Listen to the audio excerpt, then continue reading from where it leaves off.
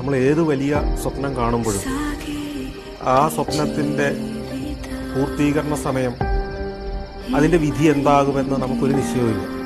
ഓരോ മൈൽ സ്റ്റോണും പിന്നിടുന്ന നാളുകളിൽ ഞാൻ എവിടെ നിന്ന് യാത്ര ആരംഭിച്ചു എന്ന് തിരിഞ്ഞു നോക്കാറുണ്ട്. അത് തന്നെയാണ് എനിക്ക് മുമ്പോട്ട് പോകാനുള്ള ധൈര്യം.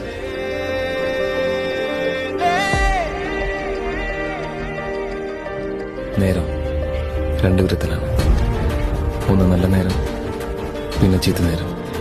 ചീത്ത നേരത്തിന് ശേഷം നല്ല നേരം വരും.